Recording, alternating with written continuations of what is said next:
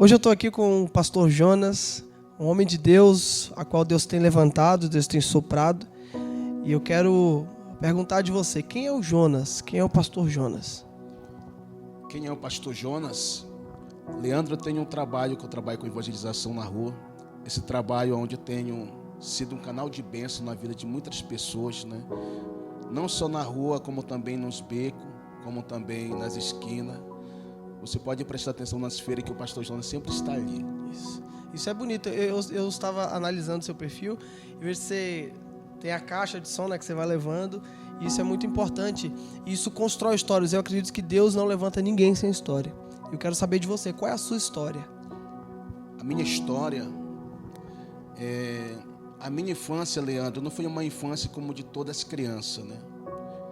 O meu pai e a minha mãe sempre foi uma pessoa humilde, né? O meu pai não teve um ensino completo e ele trabalha como puxador de carroça. Ele trabalhava duro para colocar as coisas dentro de casa, né? Então, eu como criança, com 8 anos de idade, eu nunca tive uma oportunidade de ter um brinquedo, de ter um carro, de ter uma moto. Hoje eu dou conselho para os meus filhos, né? Porque estão tendo algo que eu não tive na minha infância. Então, devido de não ter, né, essa condição de ter um carro, de ter uma moto, um brinquedo, eu procurava se aproximar de alguém que tinha, né, de crianças. Mas eu me lembro que com 8 anos de idade, né, eu tinha que brincar na casa dos outros e pessoas até maiores de idade, né, se aproveitaram. Eu, para me ter alguma coisa, eu tinha que fazer algo, né? Se eu quisesse ter um carro ou um brinquedo, você tinha que correr atrás, né? Eu tinha que correr atrás de outra forma, porque eles falavam bem assim, se tu fazer algo para mim, eu vou te dar um brinquedo. E eu, como na minha inocência, não decidi o que era, né? E teve uma certa vez que um rapaz mais de idade do que eu, né, criança, como eu era, ele devia ter uns 15 ou 16 anos, né, se aproveitou da minha inocência. Isso. Né? Então ele me dava algo em troca. Então eu fui crescendo desse jeito até com os 10 anos de idade, né? Isso não era todo o tempo, mas isso me deixou muito revoltado. Isso foi, né, o que te marcou, né? Marcou muito na minha vida. Até hoje eu ainda tenho lembrança, né? E essa lembrança é tipo, fico revoltado. Isso. Né? Eu luto bastante para mim ser alguém hoje, porque a minha infância foi uma infância de muito sofrimento, né? Então daí para frente eu comecei a me jogar no mundão. A minha mãe já não teve mais domínio sobre a minha pessoa. Eu comecei a usar a maconha, desse tempo era maconha, né? Me oferecia maconha, bebida, cigarro, foi crescendo. Daí depois comecei a cometer roubo, né, para justamente sustentar o meu vício, né? Então aceitei Jesus com 21 anos de idade. Estou só resumindo porque é muito comprido. Como que eram as suas noites? Batia a abstinência que fala, né? A abstinência vinha, você se desesperava, ia roubar para que sustentasse a droga. Você roubava da sua família? Ou como é que funcionava toda essa questão? Como assim na cidade onde eu estava, Leandro?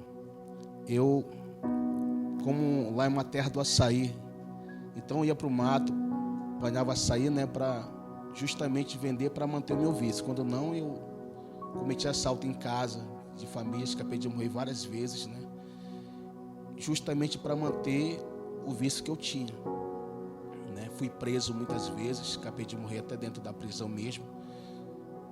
Só Deus na minha vida. Na verdade, para a sociedade é o improvável, né? Para a sociedade não tem jeito, para a sociedade tem que morrer ali.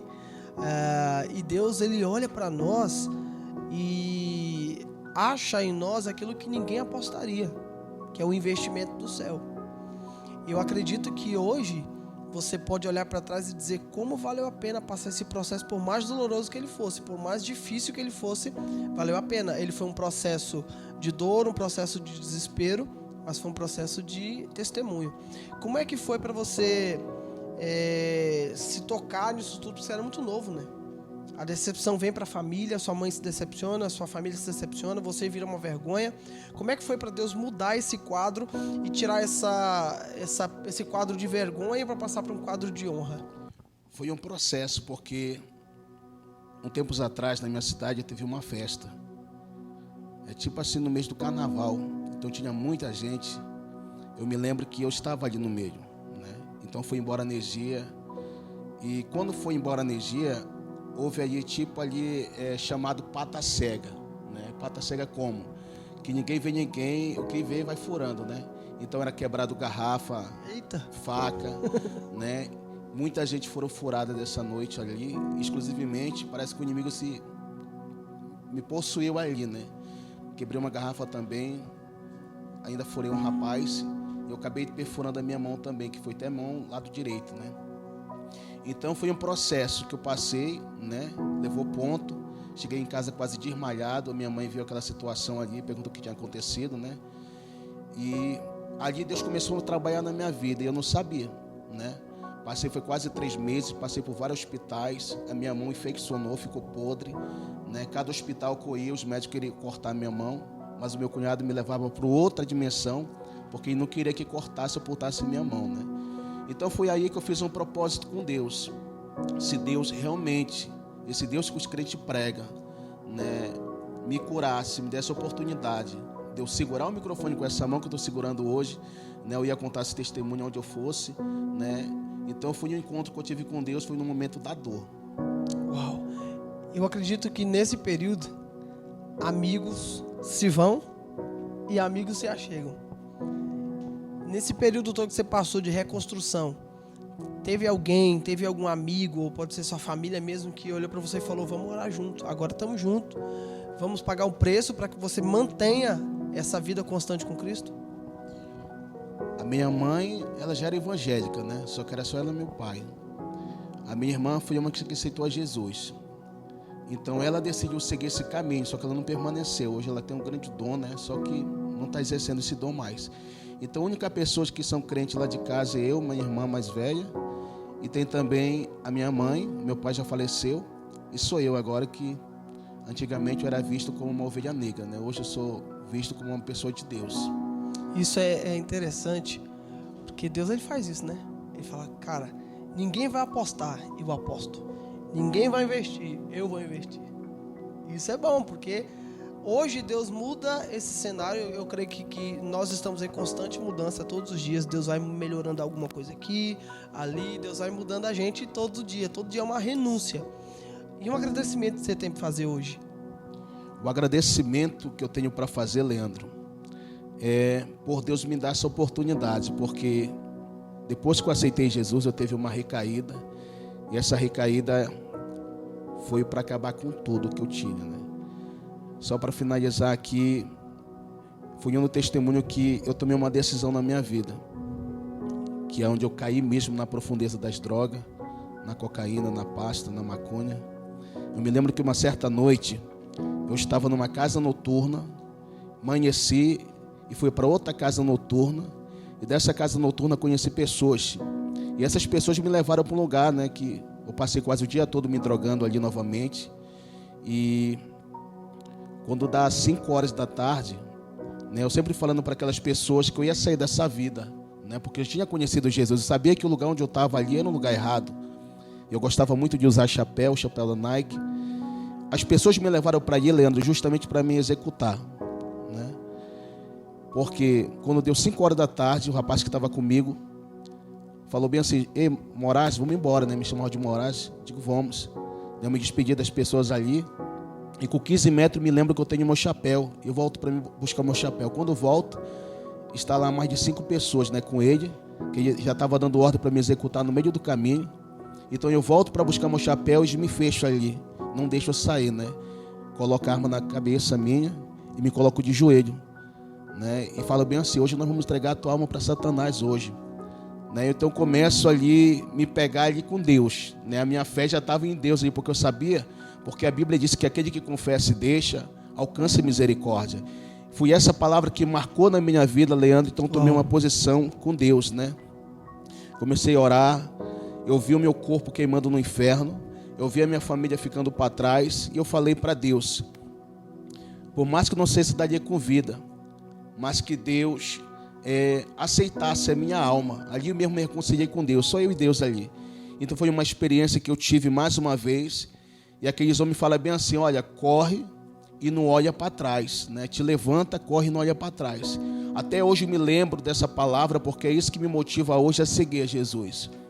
Então eu quero aqui agradecer a Deus, né, por esse grande livramento e por essa oportunidade que Deus está me dando aqui de chegar aqui nesse estúdio. Eu confesso para vocês que eu estou um pouco nervoso, né? Porque eu venho apresentando a Deus, Leandro.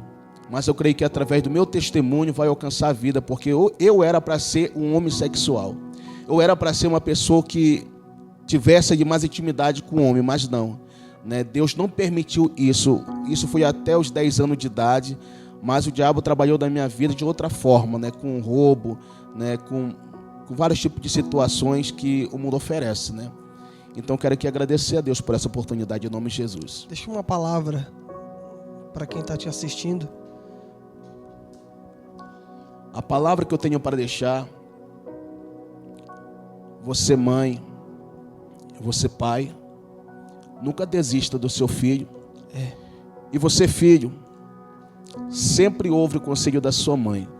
Porque se eu tivesse ouvido mais a minha mãe, talvez eu não tivesse caído onde eu caí. Passado que passou. Passado que eu passei, né? Hoje eu carrego dentro de mim, sim, uma cicatriz, né, que eu pretendo não ser o que eu fui antigamente, mas eu olho e isso me traz muita dor. E muitas vezes até tentei me suicidar, né? Tentei 4 vezes suicídio, mas Deus não permitiu. Então, a Bíblia diz, ouve o conselho do seu pai e da sua mãe para que os teus dias se prolonguem na terra. Nós ficamos por aqui com esse testemunho. Compartilha, curte, se inscreve no canal e acreditamos que Deus possa falar contigo. Talvez você se ache improvável, mas Deus é um investidor que te trouxe para assistir esse vídeo, para dizer, filhão, eu vou investir em você, eu vou curar o seu coração e vou mudar a sua história. Que Deus te abençoe.